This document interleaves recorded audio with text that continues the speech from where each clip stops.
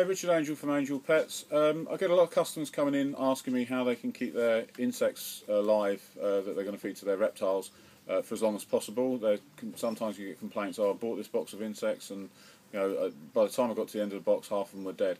Well, if you take them home and put them in a bigger container, then they're going to last a lot longer. Keeping them in the cricket tubs that we sell them in the shop is okay, but they won't last more than a week. If you need them to last longer than that, say you've got a tarantula, you don't use very many of them at a time, then you want to put them in a bigger container. There's various things you can use. I'm going to just show you now how to do it using a cricket keeper and a few tips on what to feed the crickets and to keep them alive just that little bit longer. Okay, so this is how you set up a cricket keeper to keep your insects alive for a little bit longer. As I've already said, if you put them in a bigger container, they won't sweat, they won't die quite as quickly. You can keep them alive for weeks in something like this. As long as you feed them and give them some moisture, they'll stay alive. So I'm going to use bug grub. Now you can use whatever you like. There's chick crumb, you can use all sorts of different things, but this one's a proprietary brand and it's got everything in it the crickets need in order to stay healthy, and also it's gut loading your insect so that you're feeding a more nutritious diet to your reptile. So just sprinkle a bit of whatever you're using in the bottom. So I'll say this is bug grub, and give it a little sprinkle round. Now obviously they need moisture, so for this one I'm going to use a little bit of bug gel, which is just like, it's like a polymer with water added, a bit like wallpaper paste really. Obviously it's not wallpaper paste. Just put a little bit in a little dish. This comes with the cricket keeper, and put it in there. That just gives them some moisture. You can also use carrot. In the boxes in the shop, while they're on the shop floor, we put bits of carrot in every couple of days. Obviously it gets eaten, but also the moisture in the carrot keeps them alive as well. That's why we can make our crickets last for ages in the shop, and they're normally pretty healthy when you come in and buy them. And this does the same thing at home. So not at home, I'd probably put a bit of carrot in as well. Right, so that's that. Put the lid on so that when you put your crickets in, they don't all jump out everywhere. And then open the little box in the middle, and then the crickets just go inside, and then you take the lid off inside the box, and that way you don't get crickets all over your house, which is what most of my customers complain about. Take the box out, lift the little cardboard insert out, and just tip the box out in the cricket keeper. Other things you can use for moisture, things like potato or lemon or bits of orange.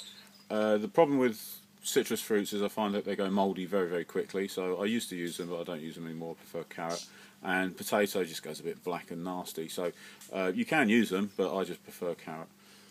Okay, the other benefit of the cricket keeper is it comes with 4 of these tubes, and what you do with these is you take the end off and place them inside through the hole. And crickets like dark places, and the inside of the tube is all roughened, so they'll climb up the inside of the tube to hide. So it'll take a little while obviously, but when you've had it in there a little while, when you just withdraw the tube, you'll have a tube full of crickets and put the end on. They comes with a load of blanks, and now you've got a tube full of crickets.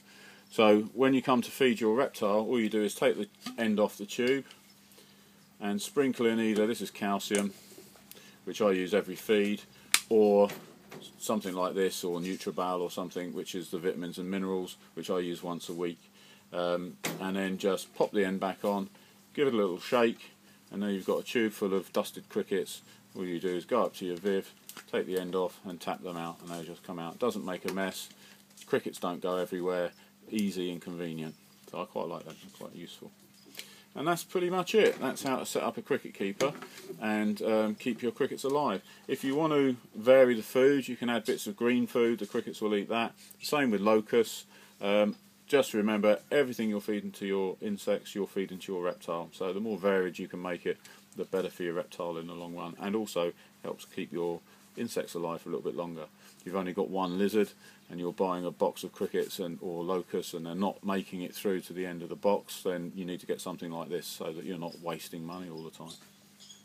And that's it. Thanks very much. There you go. Obviously I focused on crickets, but everything I said for the crickets is true for locusts, also for mealworms and cockroaches, anything like that. If you're going to keep cockroaches, I advise putting a bit of Vaseline around the top. They won't cross over that, but you still need a lid on because obviously they can fly.